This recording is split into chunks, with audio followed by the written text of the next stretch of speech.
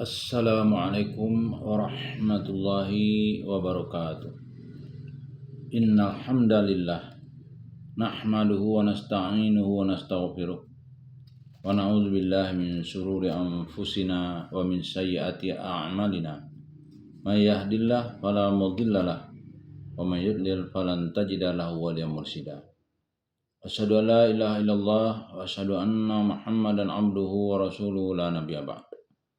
Allahumma fassalli wa sallim ala hadzal nabiyil karim Muhammadin sallallahu alaihi wasallam la nabiyya ba'd. Bapak-bapak, ibu-ibu yang saya hormati serta generasi muda yang saya sayangi, pada kesempatan berbahagia ini kita akan membacakan surah Al-Baqarah dari ayat 259 sampai dengan 260 pada buku Tafsir Al-Azhar yang disusun oleh Profesor Dr. Hamka. A'udzu billahi minasy syaithanir rajim. Bismillahirrahmanirrahim. Aw kalladzi marra 'ala qaryatin wa hiya khawiyatun 'ala urushiha qala anna yuhyi hadhihi Allahu ba'da mautiha fa'amatahu Allahu mi'ata amin thumma ba'atha qala kam labist qala labistu yawman aw ba'da yawm qala bal labista mi'ata amin fanzur ila ta'amika wa syarabika lam yatasanna fanzur ila ta'amika wa syarabika lam yatasanna wanzur ila himarika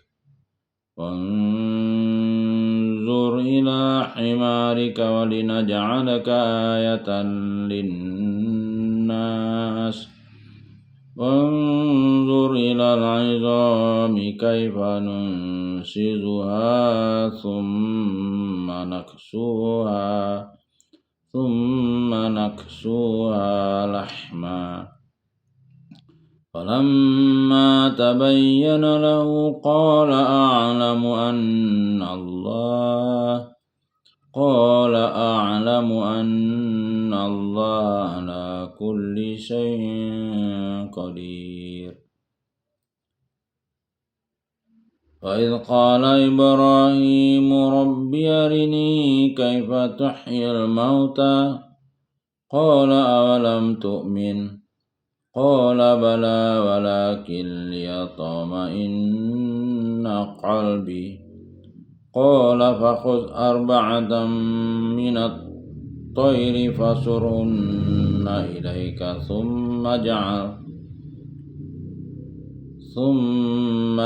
ala kulli jabalin minhunna juz'an thumma da'hunna ya'tinaka sa'ya wa'lam anna Allah azizun hakim. Ayat 259. Atau seperti seorang yang pernah melalui sebuah negeri, sedang negeri itu telah runtuh bangunannya. Dia berkata, bagaimanakah agaknya kelak Allah akan menghidupkannya sesudah matinya? Maka dimatikanlah dia oleh Allah 100 tahun. Kemudian itu dia dibangkitkan kembali.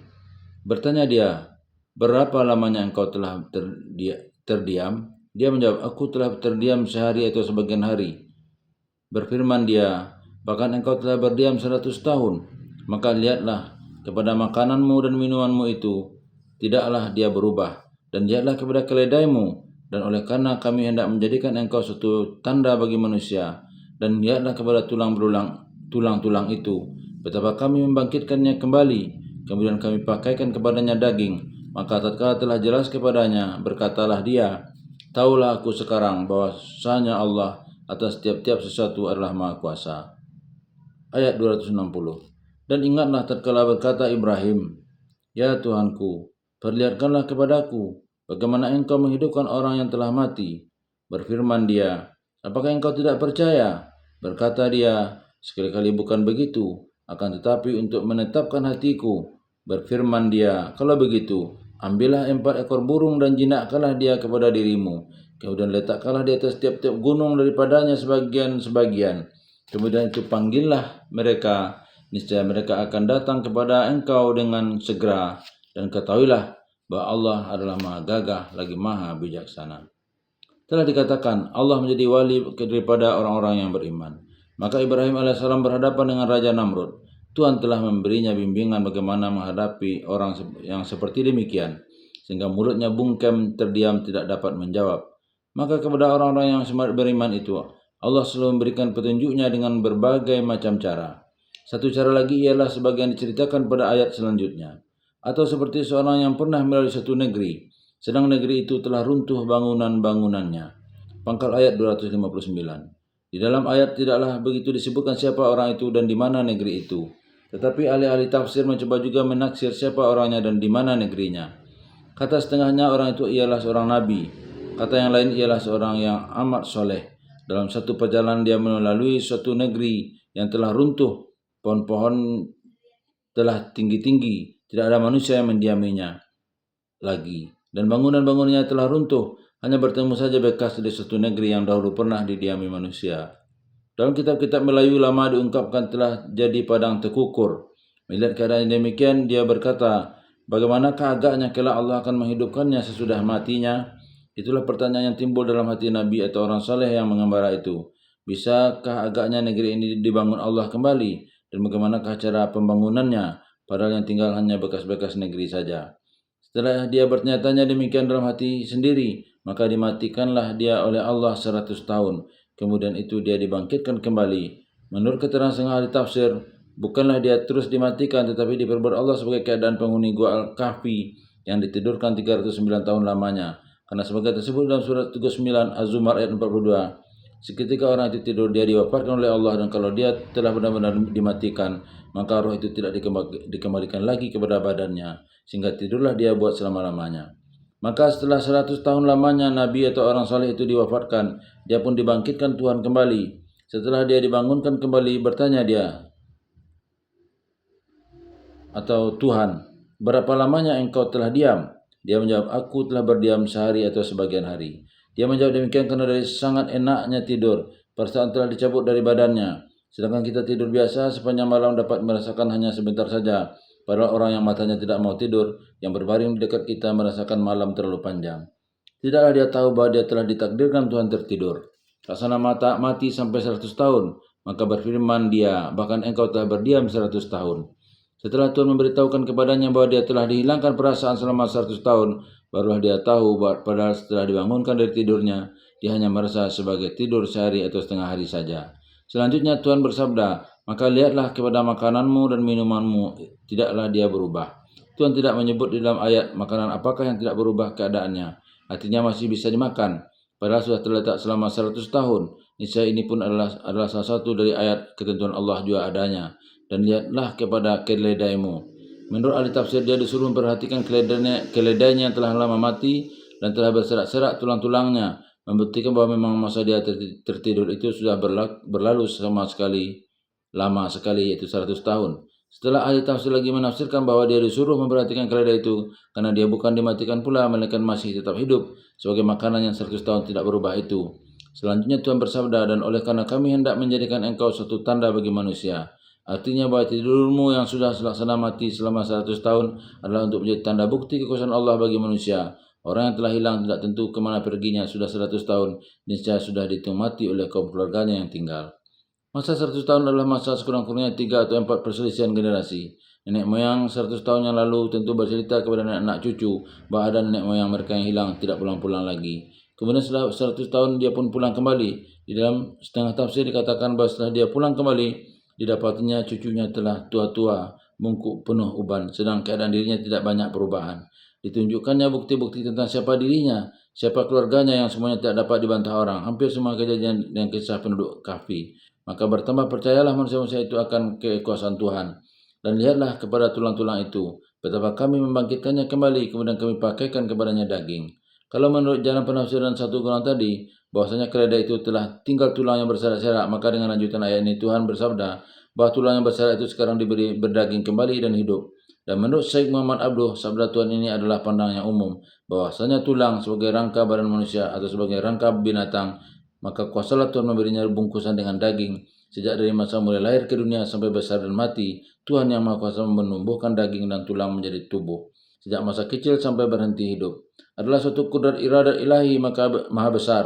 Lantaran itu maka membangun kembali negeri yang telah runtuh sehingga hidup kembali dengan lincahnya bukanlah barang yang mustahil bagi Tuhan. Dan kelak bila kiamat datang manusia pun dibangkitkan kembali buat menempuh hidup akhirat pun bukan hal yang mustahil bagi Tuhan. Maka tatkala sudah jelas kepadanya berkatalah dia, taulah aku sekarang bahwasanya Allah atas setiap sesuatu adalah Maha Kuasa. Ujung ayat 259. Keterangan, ahli tafsir setengah berpendapat bahwa orang yang disebutkan ini mungkin seorang nabi ataupun mungkin seorang yang amat saleh yang telah mencapai derajat siddiqin. Sebab itu untuk menambah keyakinannya kepada Tuhan maka Tuhan telah mempertunjukkan ayat-ayat bukti-bukti kebesaran dan kekuasaannya itu kepadanya. Sebab kepada orang yang hatinya telah kufur tidaklah Tuhan akan berkenan menunjukkan yang demikian.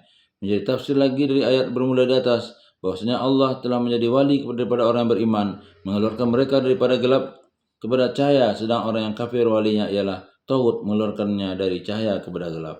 Yang kedua, teranglah bahwa tidur nyenyak 100 tahun atau tulang diberi pakaian daging kembali atau makanan tidak rusak selama 100 tahun, semuanya itu termasuk ayat kebesaran Allah yang bisa bila terjadi pada nabi-nabi mukjizat namanya. Adapun mukjizat bukanlah perkara yang mustahil pada akal, cuma berbeda daripada yang kebiasaan. Tidur 100 tahun bukanlah hal yang mustahil sebab telah pernah ada orang tertidur nyenyak sampai 5.500 hari atau 15 tahun yang diceritakan orang kepada sebuah majalah ilmu pengetahuan Al-Muqtataf pada tahun 1904 di Mesir. Tidur 15 tahun bukanlah mustahil, tidak masuk akal, cuma jarang sekali terjadi. Jarang terjadi bukan berarti tidak bisa kejadian. Maka keterangan Al-Quran ada orang tidur 100 tahun atau 309 tahun memanglah hal yang sangat jarang terjadi. Itulah dia yang ayat atau bukti kebesaran Allah. Dan kita sebagai muslim tentu tidak akan segera menerima saja perkabaran begini dari manapun datangnya kecuali apa yang telah dikatakan oleh Al-Quran ini. Kemudian Tuhan menunjukkan lagi contoh yang ketiga tentang bagaimana Allah memimpin orang yang beriman untuk mengeluarkan mereka daripada gelap kepada terang benderang. Ini terjadi pada Nabi Ibrahim AS sendiri. Dan ingatlah tatkala berkata Ibrahim, ya Tuhanku, perlihatkanlah kepadaku bagaimana engkau menghidupkan orang yang telah mati. Berfirman dia, apakah engkau tidak percaya? Berkata dia, sekali-kali bukan begitu. Akan tetapi untuk menetapkan hatiku. Pangkal ayat 260. Pada ayat ini teranglah bahwa Nabi Ibrahim ingin menambah pengetahuannya. Dia ingin kenaikan derajat imannya daripada ilmu yakin menjadi ainul yakin. Oleh sebab itu kalau dia memohon kepada Allah supaya Allah memperlihatkan kepadanya bagaimana Allah menghidupkan orang yang telah mati, kelak bukanlah karena dia tidak percaya atau kurang percaya. Tuhan menanyakan kepadanya apakah dia tidak percaya, bukan berarti bahwa Tuhan tahu bahwa belum percaya Ibrahim akan sabda Tuhan. Pertanyaan Ibrahim kepada Tuhan yang demikian samalah dengan keadaan yang telah kita alami di zaman modern ini. Semua orang yang menaruh pesawat televisi di rumahnya sudah tahu bahwa dari tempat jauh kita dapat melihat rupa orang yang sedang bercakap atau menyanyi dengan melihatnya di layar televisi. Tetapi ada pula orang yang mau tahu bagaimana seluk-beluk pesawatnya sehingga dipelajarinya lebih mendalam lagi. Dia sudah percaya tapi dia ingin menambah pengetahuannya sehingga derajat kepercayaan naik setingkat lagi. Maka diperkenankan Tuhanlah permohonan Khalil Allah Ibrahim itu. Berfirman dia, kalau begitu ambillah 4 ekor burung dan jinakkanlah dia kepada dirimu. Kemudian letakkanlah di atas tiap-tiap gunung daripadanya sebagian-sebagian. Kemudian itu panggillah mereka, niscaya mereka akan datang kepada engkau dengan segera. Dan ketahuilah bahwasanya Allah adalah maha gagah lagi maha bijaksana. Ujung ayat 260. Menurut tafsir yang umum, Tuhan memerintahkan Ibrahim mengambil 4 ekor burung lalu diajar dan diasuh sehingga dia jinak benar-benar dapat diusuruh terbang dan dapat dipanggil kembali.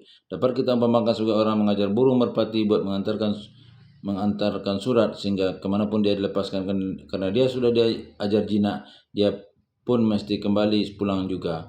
Kata tafsir itu selanjutnya, Tuhan memerintahkan menyembelih 4 burung itu dan mengocoknya jadi satu lalu dibagi-bagi dan sebagian-sebagian diantarkan ke puncak gunung. Apakah Ibrahim sendiri yang mengantarkan atau orang lain yang disuruhnya tidaklah dijelaskan. Kemudian burung-burung yang telah cair dan dibagi-bagi itu dipanggil pulang kembali. Maka mereka pun telah pulang lengkap dengan tulang, daging dan bulunya masing-masing, persis burung-burung yang telah dicincang itu.